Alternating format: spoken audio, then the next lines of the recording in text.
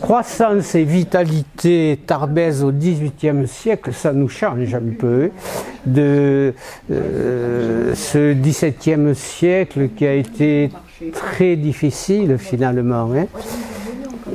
Donc vous voyez, on va tomber sur une période totalement différente. Le XVIIIe siècle, c'est totalement différent. Et d'abord, le décollage.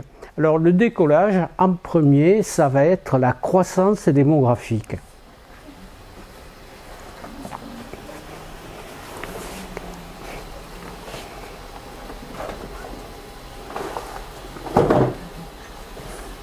Et la croissance démographique, je vous remets ça que je vous avais déjà montré, qui était pour le XVIIe siècle, où ça a été fait par Anne Zinck. Donc le bilan, voyez, naturel, le bilan naturel, c'est-à-dire le bilan entre les baptêmes et les décès. Et les parties rouges, ce sont les endroits où on a de la surmortalité.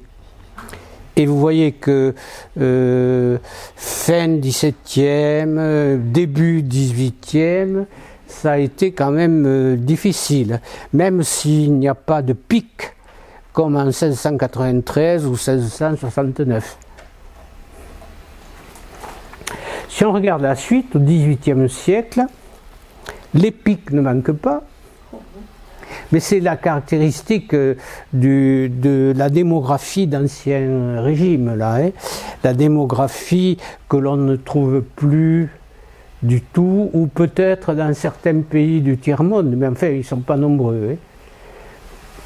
Donc, vous voyez, les pics sont nombreux, mais par contre, les intervalles entre les pics sont quand même plus préservés. Regardez celui-là, là, dans les années 1750-1770, on a presque une vingtaine d'années sans gros problème, hein. Donc sans surmortalité. Et puis, alors, ce qu'on commence à voir, c'est que juste à la Révolution, vous voyez, juste à la Révolution, on a à nouveau des problèmes. Voilà ce qu'il va nous falloir expliquer. Alors, je vous ai mis là un exemple parce que j'avais étudié une crise démographique à Lourdes, là, il y a fort longtemps.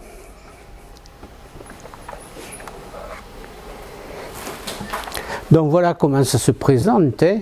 Naissance, décès, vous voyez, 1770, 65 naissances, 28 décès, 15 mariages.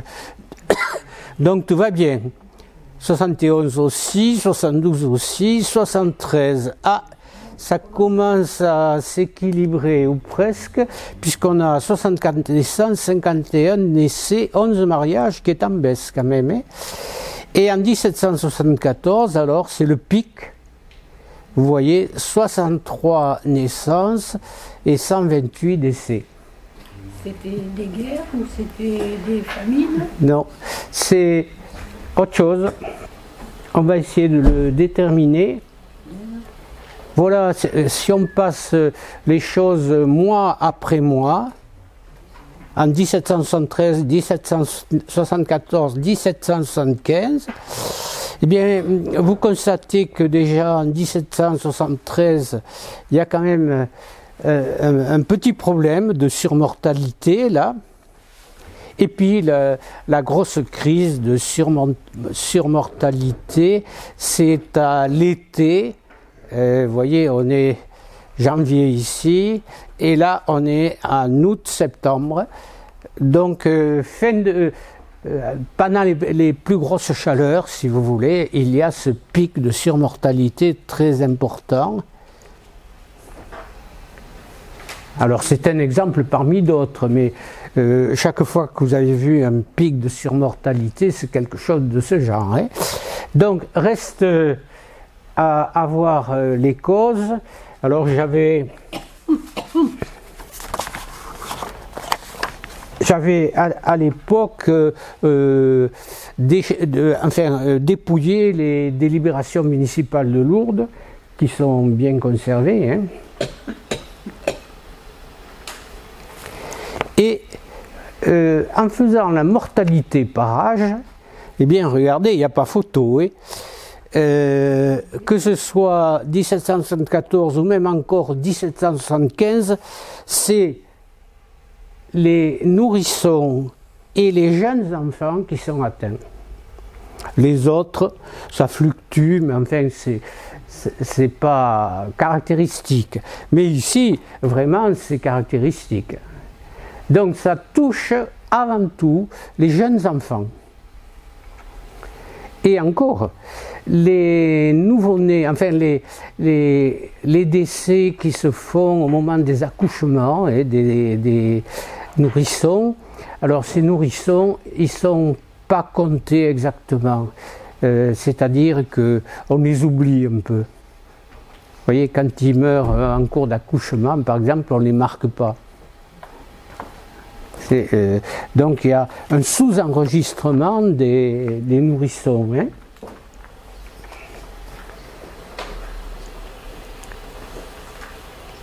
Autre élément, si on regarde maintenant les prix au grand marché de Tarbes. Alors on dispose de ce qu'on appelle des mercuriales ou des fourlots. Les mercuriales ou les fourlots, ce sont donc les statistiques de prix au marché. Alors là, pour cette période-là, c'est complet. Donc, eh bien, vous constatez par exemple que le prix du froment, le prix du blé, est extrêmement élevé. En 1773, il ne se rétablit finalement que, voyez, ici vers le mois de juin, au moment de la soudure, je vous avais employé cette expression, hein, quand on a épuisé les ressources l'année précédente et qu'on attend la prochaine récolte, hein, c'est la soudure, c'est la période difficile. Donc on s'aperçoit que là, il y a eu certainement de bonnes récoltes et que par conséquent, les prix se sont stabilisés et ils sont descendus encore plus, vous voyez, en 1775 pour revenir à un niveau normal. Si vous regardez le reste, eh bien le reste, le seigle, vous savez qu'on utilisait le seigle surtout pour les animaux, mais enfin en partie pour les humains éventuellement. Hein. Eh bien le seigle, le prix est assez élevé à la même période. Si on regarde le maïs, le milhoc, avec les croix là, eh bien vous voyez que le prix est assez élevé en 1773. Après, il y a un palier ici, puis il baisse vraiment en 1774. Donc, qu'est-ce qu'il y a? Il y a le prix du pain aussi, ce sont les pointillés ici. Vous voyez? Et le prix du pain, évidemment, puisque les grains sont chers, le blé est cher, le prix du pain est assez élevé. Il reste assez élevé pendant très longtemps. Même là, en 1775, il n'est pas redescendu au niveau de la fin de 1775, hein, où là, ça doit être à peu près, on a retrouvé les prix normaux. Hein. Donc, on peut expliquer ça, sans doute, par de mauvaises récoltes. Alors, à quoi sont-elles dues ? C'est ça le problème après. Alors les mauvaises récoltes, à cette époque-là, eh bien, le climat n'est pas tout à fait le même que ce qu'on avait décrit auparavant, hein, mais malgré tout, c'est pas non plus le même que maintenant. Hein. Vous voyez? Donc, le climat, c'est une chose. Mais il y a aussi des choses plus imprévisibles, là, les inondations, notamment. Hein. Et puis, une chose qui apparaît nouvelle, là, au XVIIIe siècle, c'est quand même ce qu'on appelle les épizooties. Épizooties, comme zoo, donc avec deux os. Hein. Épizooties, c'est-à-dire les maladies qui touchent le bétail, les épidémies qui touchent le bétail. Or, nous sommes en pleine crise d'épizootie, c'est-à-dire qu'on ferme les marchés, on empêche les transactions et par conséquent le ravitaillement est plus difficile. Mais enfin, pour aller à l'essentiel, donc on a trouvé une des explications, c'est le prix des matières alimentaires de base, si vous voulez, qui sont quand même très élevés. Ensuite, les produits laitiers que l'on consomme beaucoup, évidemment dans les campagnes essentiellement, mais enfin, que l'on consomme beaucoup, malgré tout, les produits laitiers, eh bien, ils se font rares, parce que s'il n'y a plus de transactions, s'il n'y a plus de marché, c'est que il y a des problèmes, quoi, et il y a des problèmes de rareté, de plus en plus. Donc on a ça. Et puis, à Bazet, un collègue, qui était, je crois, un ancien instituteur, a dépouillé, a fait les mêmes dépouillements à peu près pour Bazet, et il a trouvé, lui, que il y avait à Bazet, au même moment, une épidémie de picote. Il appelait ça comme ça.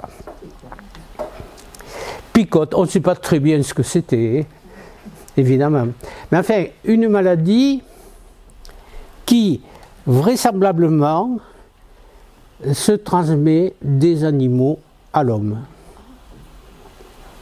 Voilà. Alors l'explication, c'est sans doute celle-là. Ça peut être celle-là. Évidemment, on n'a pas de preuve définitive, hein, mais donc ça peut être celle-là, puisque à Bazet, au même moment, il y a une épidémie de picote qui touche donc les gens aussi, et qui touche essentiellement les enfants, les jeunes enfants, comme ça.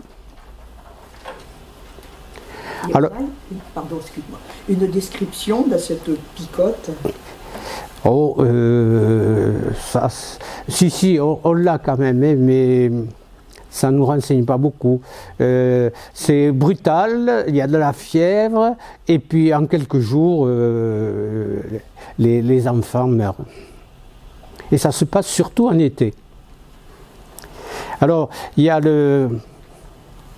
un des médecins de Lourdes qu'on a interrogé, qui s'appelait, je crois, le docteur Dozous, et il accuse plus ou moins, ou peut-être que c'est dans les délibérations municipales, peut-être.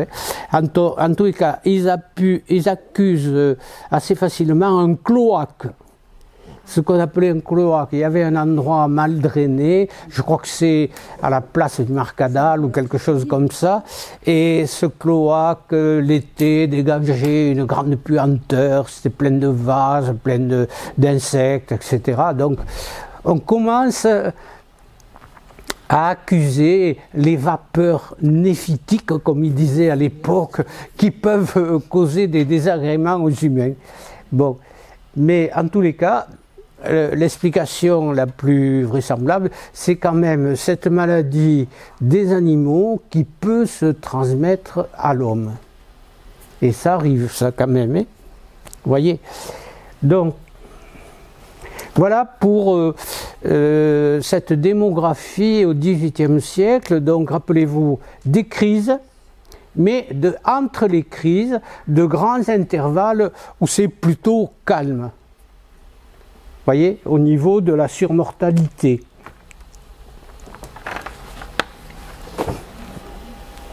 Alors, on va voir ça. D'abord, la croissance démographique est générale, hein, en Europe. En France, donc, on estime à plus 32%. Dans la généralité d'Auch et de Pau, plus 50%, vous voyez, 1709, 1790. 1709, ça veut dire qu'on a évité les premières crises de surmortalité. Et puis, rappelez-vous, l'abbé Expilly, qui a fait une espèce d'histoire-géographie de la France, là, et qui a utilisé les totaux des baptêmes pour estimer la population. Et lui, il estime l'augmentation de la population à peu près pas loin du quart. Vous voyez ? Donc, on se retrouve dans à peu près tous les cas de figure, il y a augmentation. Alors, l'augmentation du nombre de baptêmes est générale, sauf la montagne. Où par exemple, Luce c'est moins 15%, Campan c'est moins 6%. Par contre, dans les bourgades de la vallée de l'Adour, dans les bourgades et les villes, on a une forte augmentation, plus 46% à Sousse, c'est le record, plus 45% à Tarbes, plus 35% à Vic, mais enfin on a Orléans par exemple, c'est pareil, c'est de l'ordre de 40%, hein. Vous voyez, et d'autres encore, Odos, tout ça, ça bouge. Et le nombre de baptêmes est donc largement en augmentation. Hein. Alors, on pense qu'il y a un premier exode rural. On ne l'a pas étudié de manière précise pour le XVIIIe siècle. Hein.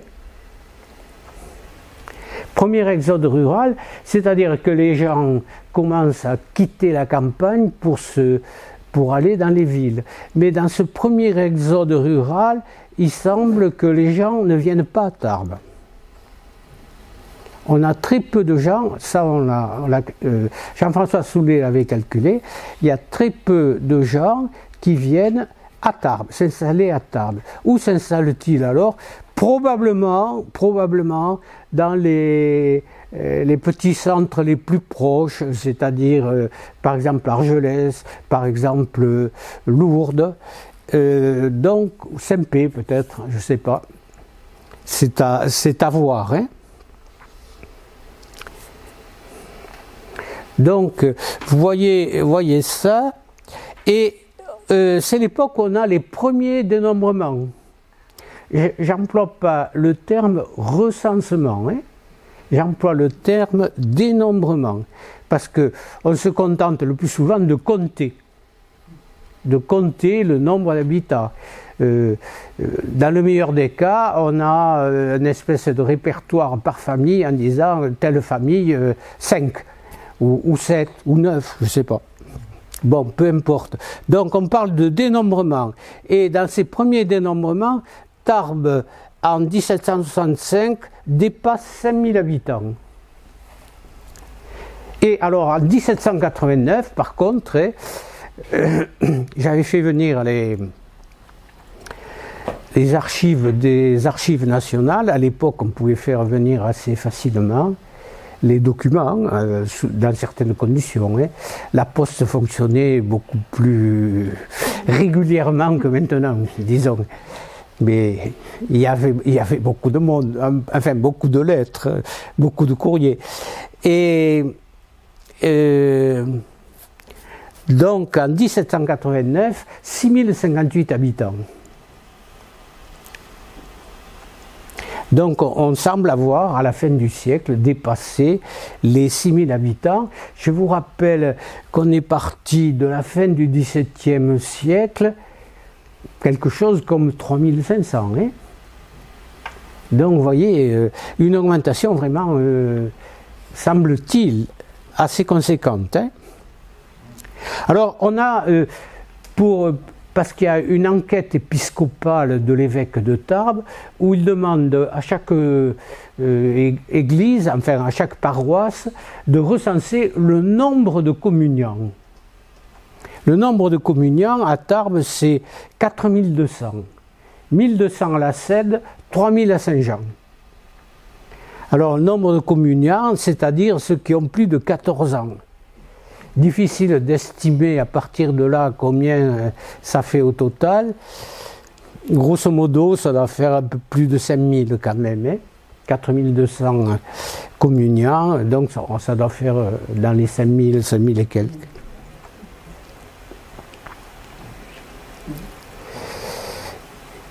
Et au total, le nombre de baptêmes a triplé quand même dans certains cas, hein, par montagne. Hein.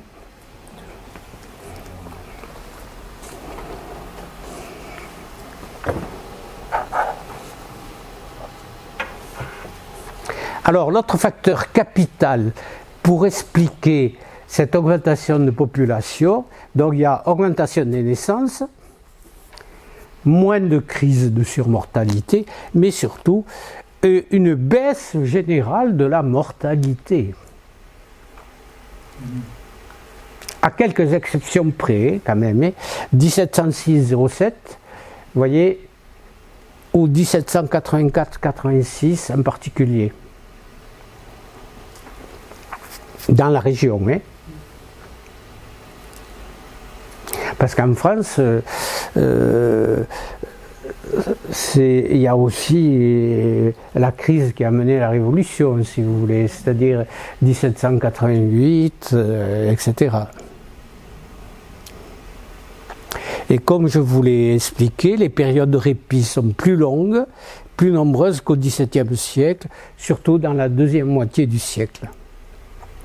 Alors, l'un des facteurs, ce n'est pas les progrès fulgurants de la médecine qu'on pourra avoir peut-être au XIXe siècle, hein, mais là, c'est surtout une meilleure alimentation. Et pour nous, ici, dans le sud-ouest notamment, la meilleure alimentation, c'est grâce essentiellement au maïs.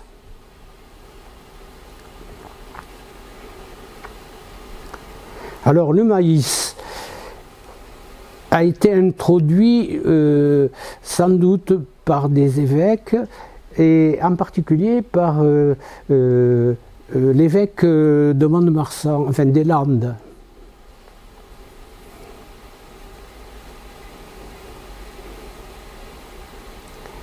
Il semblerait que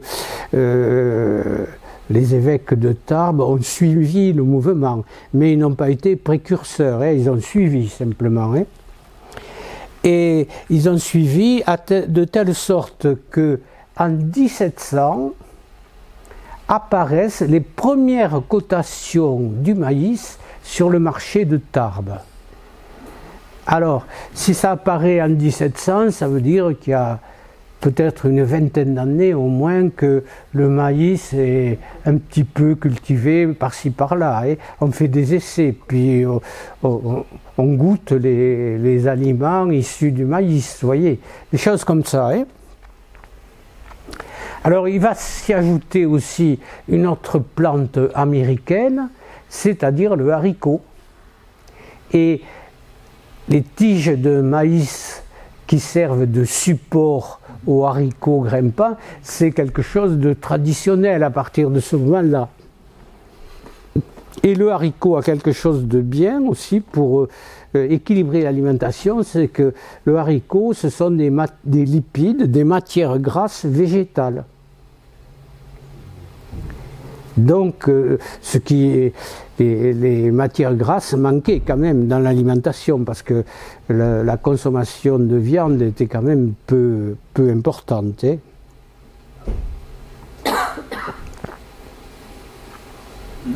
Du moins pour le peuple. Évidemment, ici, on ne parle que du peuple, c'est-à-dire les gens privilégiés, les riches, par exemple, ils avaient les moyens, oui, de se procurer des aliments.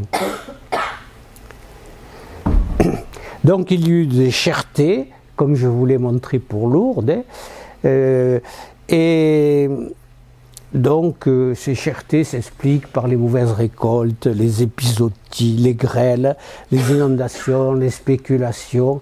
Oui, il peut y avoir la spéculation aussi, hein, des grossistes vendeurs de grains qui font de la rétention quand les prix sont bas et qui déstockent uniquement quand les prix sont très hauts. Et vous voyez qu'on a quand même des dates, mais toujours pareil, 1739, 1752, 1773, là ça se précipite un peu à partir de ce moment-là. 1773, 1778, avril 1789, donc l'approche de la Révolution est marquée, enfin on le dit après coup évidemment, elle est marquée par des crises quand même plus importantes. Hein. Et puis, puisqu'on parle de la ville, il y a eu aussi à Tarbes une réorganisation du séjour des militaires.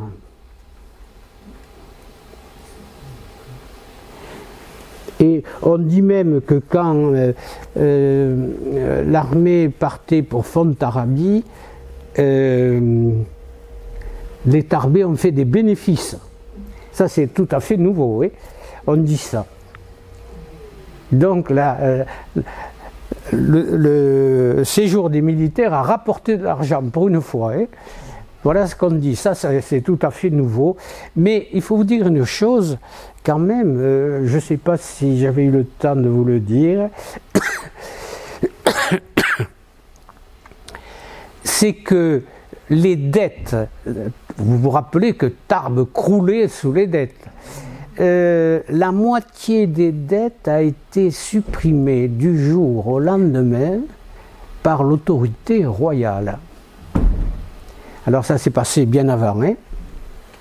Vous savez, quand il y a eu la même mise du roi par l'intermédiaire de l'intendant, évidemment, hein, la même mise du roi sur la municipalité, eh bien à ce moment-là, on a supprimé la moitié des dettes, c'est-à-dire que tous les particuliers qui avaient des petites dettes, supprimées.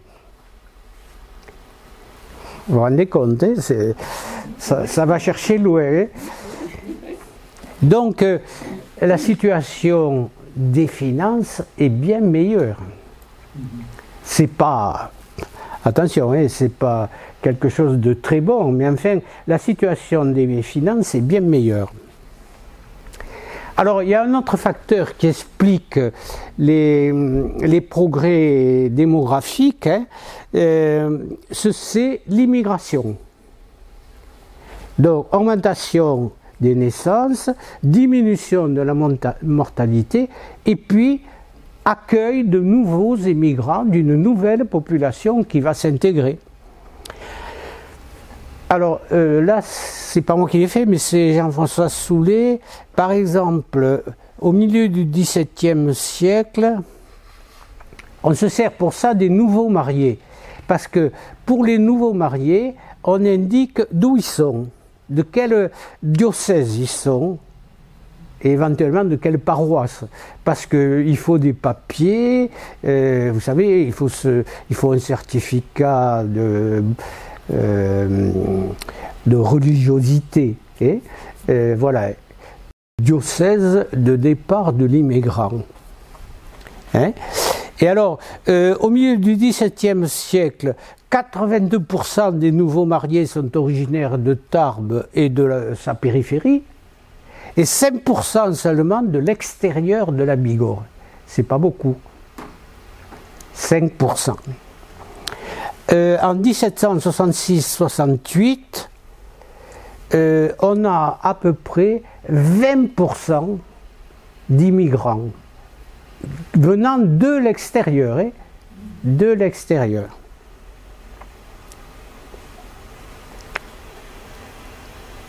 Et alors, ils sont issus, là on nous donne leur provenance par diocèse, comme je vous le voyais, comme je vous l'ai dit, pardon.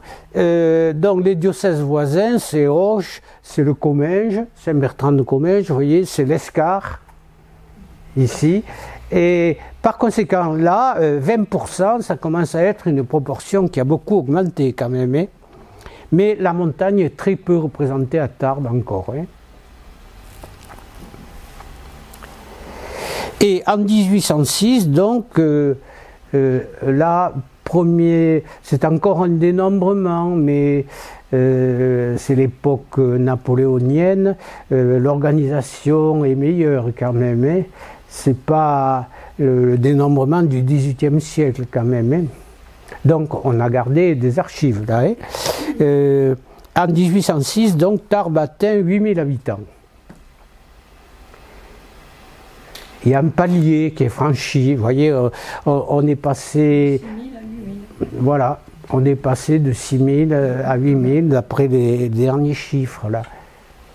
Et 1806, il y a eu la Révolution et il y a eu surtout l'Empire, les guerres de l'Empire, hein. Donc il y a eu une vraie augmentation de la population. Et oui. Par rapport à l'amélioration de la santé et la baisse de la mortalité, quelle est la part de l'introduction des lavoirs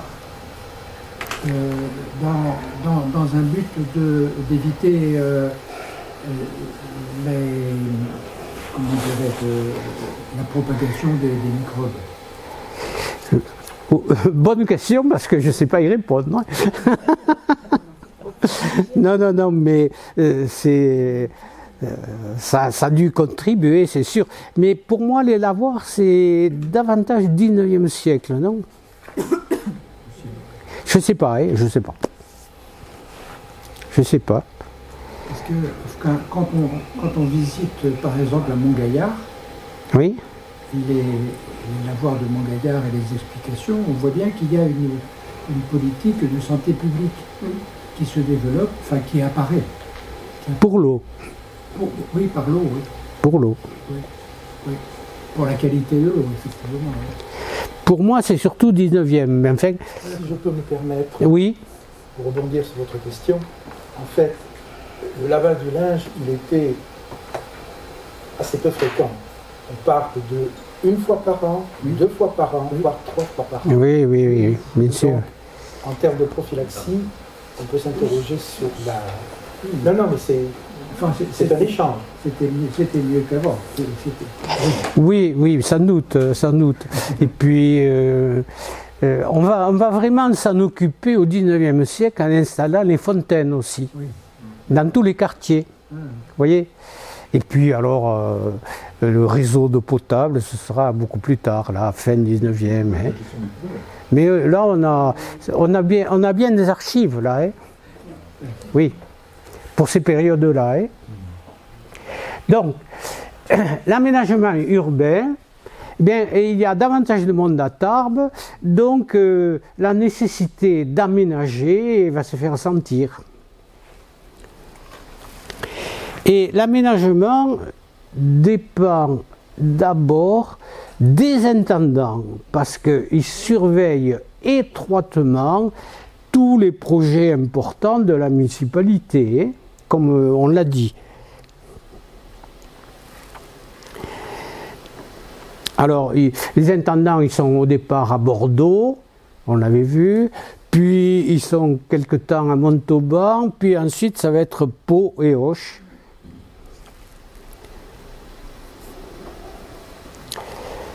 Et le fait qu'il faut l'approbation de l'intendant, ça signifie aussi que tous les projets vont subir de grands retards à cause de cette centralisation. Hein. C'est déjà de la centralisation étatique, si vous voulez.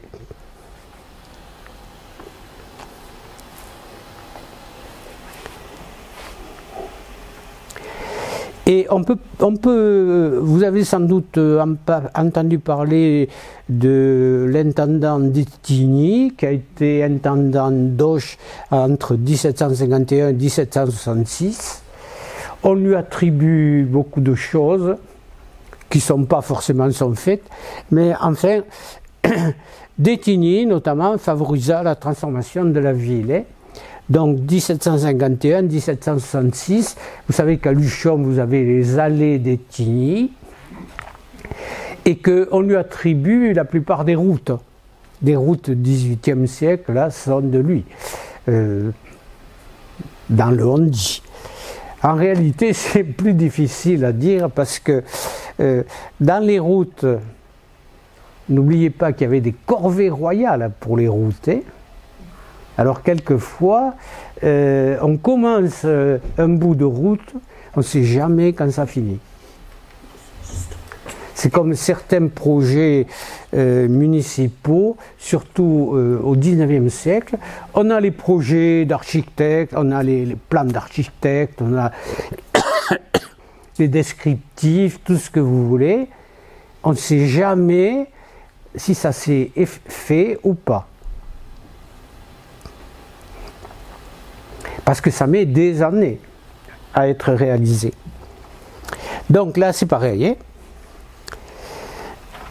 Et d'après Jean-François Soulet, qui a donc bien dépouillé tout ça, après le premier tiers du siècle, là c'est pas pareil parce que la situation évolue très lentement. Hein. Donc après le premier tiers du siècle, les délibérations municipales parlent constamment de projets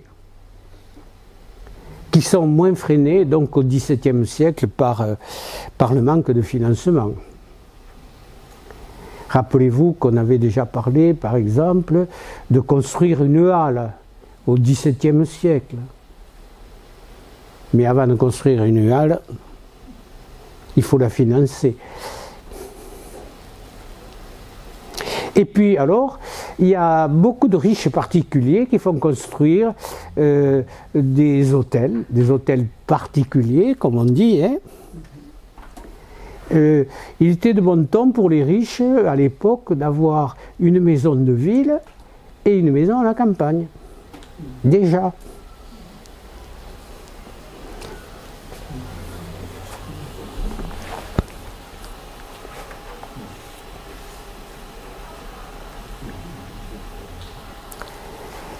Alors je vous montre ça, c'est un extrait, vous voyez, de la carte de Cassini concernant Tarbes. Alors la carte de Cassini, vers 1770, je n'ai pas cherché la date exacte de la carte parce que ça varie d'une carte à l'autre, mais c'est dans ces années-là. Hein. Alors, vous voyez, c'est agrandi aussi un peu. Je vous en montrerai, si j'arrive à les retrouver, mes cartes de Cassini, parce qu'elles s'achètent. Hein. Ça a été tiré par l'Institut géographique national, donc ça se vend, ça s'achète. Hein. Donc, je les avais achetées pour la couverture du département. Et aux archives, il y en a une concernant Tarbes qui a été coloriée d'ailleurs. Coloriée par un libraire, vous voyez. Et ça permet de mieux voir les choses. Alors, vous voyez, on pourrait appeler ça le carrefour tarbais. Au XVIIIe, à la fin du XVIIIe siècle déjà. Et notamment, alors vous voyez, l'importance des moulins. Vous distinguez les moulins là, hein? Moulin assis sur les chaises, moulin martinet, moulin à papier, un qui n'est pas désigné, en haut, Foulon, dans la direction d'Orléans, Foulon. Un moulin à Foulon, c'est-à-dire pour battre les draps. Hein. Donc c'est important cette carte de Cassini, entre autres. Et ensuite, vous voyez qu'on nous montre Tarbes un peu comme une ville enserrée encore dans ses remparts du Moyen-Âge. Ce qui, en 1770, n'est plus tout à fait vrai. En tous les cas, bien sûr, vous vous rappelez ce qu'on a dit, Tarbes, il y a longtemps, Tarbes, ville tout en longueur, qui s'étire sur l'axe, en somme, Bayonne-Toulouse. Hein. Et en fait, ça paraît simple, là. de traverser les rues de Tarbes pour rejoindre donc ce qu'on appelle le bout du pont de nos jours. En réalité, il y a un pont à traverser. Il y a la Dour à traverser.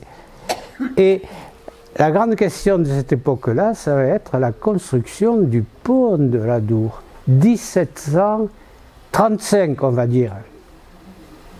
Je vais vous expliquer pourquoi, parce que là aussi, il y a des projets avant, il y a un début de première pierre par l'évêque de Tarbes, première pierre en 1735, d'abord au début de l'année 1735, et puis ensuite il y a des retards.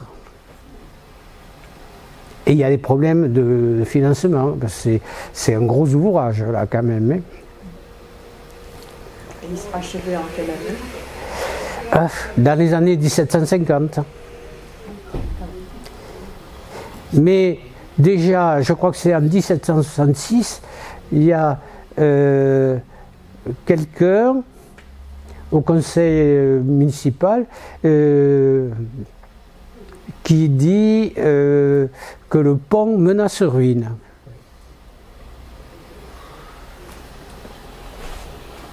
On n'a pas la suite. Hein. Et voilà notre pont. Voilà notre beau pont en pierre, 7 arches. Là, on n'en voit que 6, mais bon, on ne voit pas tout. C'est qu'il est long quand même notre pont, parce que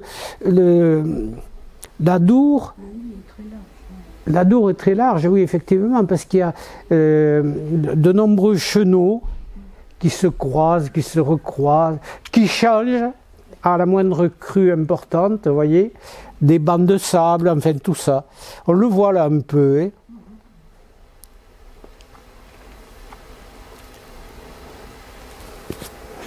Et vous avez là à droite ce qui est sans doute le clocher de Sainte-Thérèse. Non, je ne sais pas.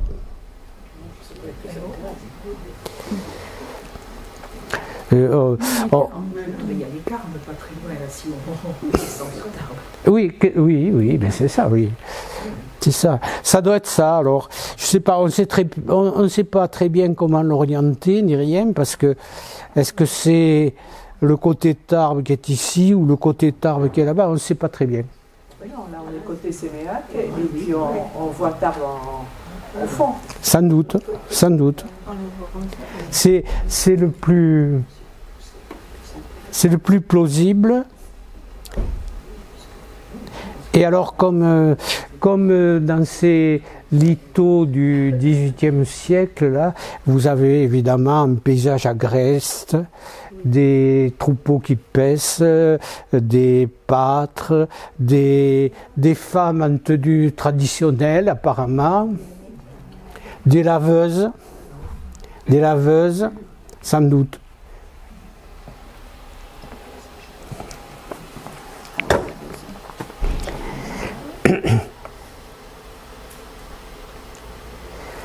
Voilà, un nouveau pont. Et c'est toute une histoire. Parce qu'on avait jusque-là un pont en bois, le même qu'au Moyen-Âge. Le même type de pont, hein, attention, pas le même pont. Parce que chaque année ou presque, il faut faire des réparations, et quand quelquefois il ne faut pas presque le reconstruire entièrement, parce que ce pont, vous comprenez, le pont en pierre il est très haut au-dessus de l'eau. Le pont en bois il est au niveau de l'eau. C'est une espèce de passerelle en bois, parce que ça coûte moins cher. Mais chaque année il faut le réparer, après les crues, et ça coûte cher quand même finalement. On le répare et c'est le pont qu'on appelait au Moyen-Âge le pont Taulat, c'est-à-dire le pont en planche finalement, le pont en bois. Et en 1723, tout change parce que les États de Bigorre acceptent le projet de nouveaux ponts. Ça veut dire qu'ils acceptent de participer financièrement, un peu comme fait le conseil départemental de nos jours, si vous voulez. Quand il y a un gros aménagement comme ça, on sollicite des subventions à droite et à gauche. Ben là, c'était pareil. C'était trop pour une seule ville. Et puis ça profite à tous les environs quand même. Donc la construction ne commence qu'à la fin 1734 et c'est là en 1735 qu'il y a la pose de la première pierre. Cette première pierre, on l'a retrouvée d'ailleurs. Il y avait une inscription. Ça me fait penser toujours à ce film Les copains d'abord, où vous avez justement une première pierre comme ça, et puis il y a eu une catastrophe et ils accusent la première pierre d'avoir été mal posée. Vous vous rappelez pas de ça? Au cinéma, ils accusent, alors l'un dit qu'il est maçon, l'autre qu'il est architecte, le troisième autre chose, et ils disent oui, c'est à cause de cette pierre. Enfin, ils fichent le bazar, quoi.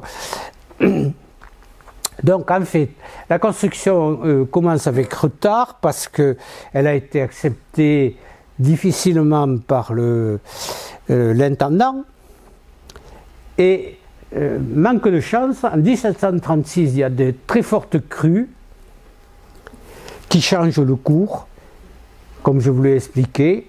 Les chenaux, certains deviennent plus opérationnels, si je peux dire, que d'autres. Et puis, difficultés financières également. Et il n'est achevé qu'en 1744.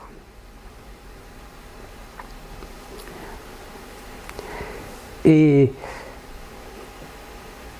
d'ailleurs, il est achevé à moitié, parce qu'il n'y a pas de garde-fou, par exemple. On n'a pas les moyens de mettre des garde-fous. Alors les gens peuvent passer à l'eau directement. C'est arrivé, je crois. Et ensuite, on installe un péage provisoire pour fournir quelques liquidités, parce qu'on n'arrive pas à payer, quoi.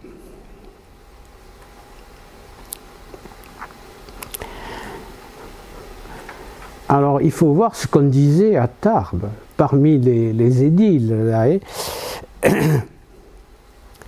les consuls notamment. C'est un pont si bien assuré que jamais les hommes, 20 générations après nous, n'en verront ébranler la moindre pierre des arceaux ni des fondements. C'est agréable, c'est vrai. Et en 1870, le pont va être emporté. Du moins, il va s'écrouler, un arceau va être emporté. C'est qu'il a beau être solide, il faut l'entretenir. Et il faudrait faire des réparations. Et notamment, alors, les soubassements, ils sont construits profonds, mais jamais assez. Donc l'eau arrive à affouiller le dessous des soubassements, et par conséquent, c'est comme ça qu'en 1870, où il y avait eu des crues terribles, dans toute la région d'ailleurs, et en 1870, le pont s'écroule. Voilà, bon, enfin, on peut se tromper même quand on est consul. On ne maîtrise pas l'avenir. Oui, on maîtrise mal les éléments naturels, oui, ça c'est sûr.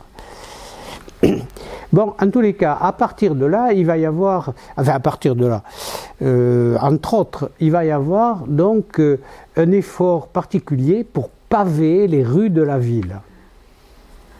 Parce que vous savez, les rues de la ville, c'est un bourbier quand il pleut beaucoup, et c'est un nuage de poussière l'été, quand il fait sec.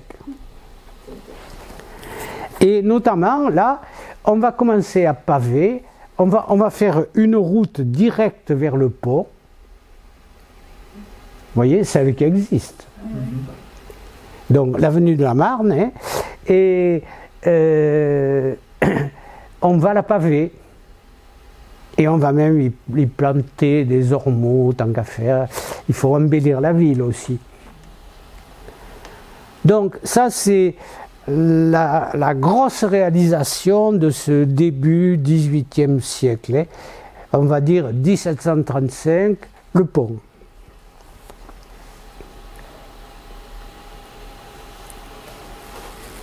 Et puis, il va y avoir de nouvelles constructions. Pourquoi? Parce que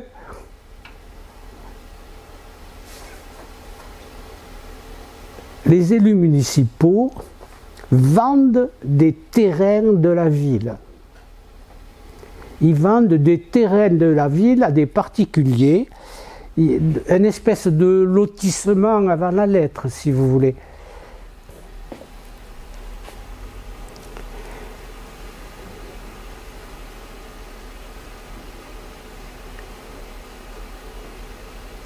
Et alors le Marcadieu en particulier, le Marcadieu c'est le poumon économique de Tarbes là, hein.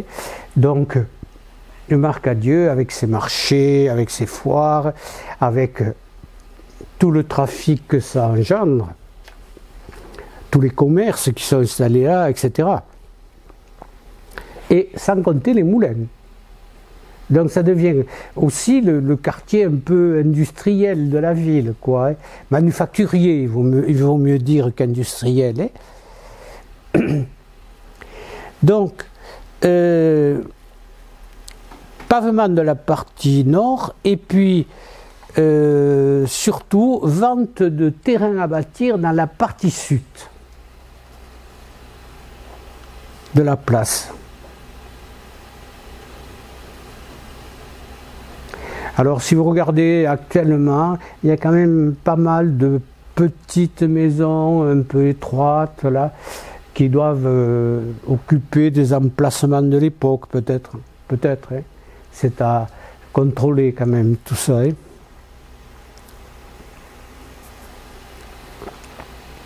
Donc le Marcadieu, c'est un gros chantier de réalisation de maisons nouvelles. Hein. Et puis, il va y avoir un autre endroit, c'est la place du Maubourguet, puisque maintenant c'est une place. C'est la place centrale de Tarbes.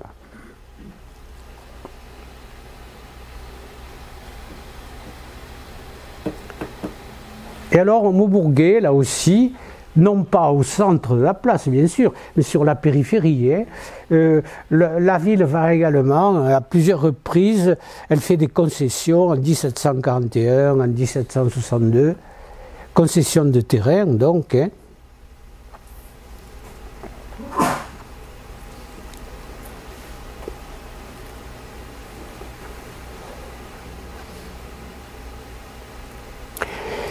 Et plus généralement, donc, quand on compare le nombre de propriétaires entre 1699, où il y a un terrier, un cadastre, et 1782, où il y a un autre cadastre, eh bien, on s'aperçoit qu'il y a l'augmentation d'environ un tiers de propriétaires. Donc, augmentation de la population, mais augmentation des propriétaires aussi. Ce qui est normal, puisqu'il n'y a pas d'usine, il n'y a pas... Enfin, d'usine au sens du 19e siècle. Hein. Il y a quelques manufactures, bien sûr.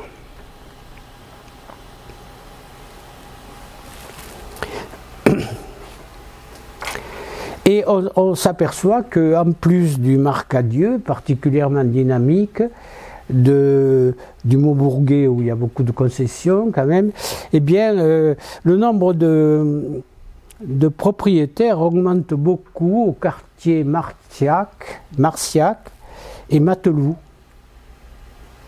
Marciac, Saint-Martin. Saint-Martin jusqu'à, comment elle s'appelle, Sainte-Anne. Ah oui. Tout ce quartier-là, hein, si vous voulez, au nord de la route de Pau. Et Mateloux, c'est vers où? Et Mateloux, c'est à l'inverse. Non, au sud de la Cède, au sud-ouest, à l'ouest de la Cède, lycée Jean Dupuis, et puis tout le secteur là de la rue Brûlé. Vous vous rappelez, je vous avais parlé de la rue Brûlé. On l'a appelée longtemps comme ça, la rue Sainte-Catherine. Hein.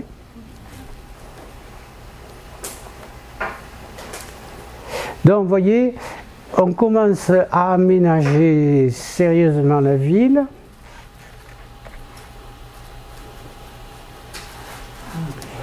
Et pour finir, parce que ça va être là, je pense, oui, vous avez le plan de 1749. Alors, vous voyez, la route de Rabastens, de Tarbes à Rabastens, c'est pas d'Étigny qui l'a faite. Il y a eu un effort considérable de construction des routes au XVIIIe siècle, il faut se dire ça. Alors, on ne voit pas le pont, parce que le pont, il serait ici à gauche. Voilà, il serait par là. On voit cette grande étendue d'Aulne, sans doute, terrain municipal.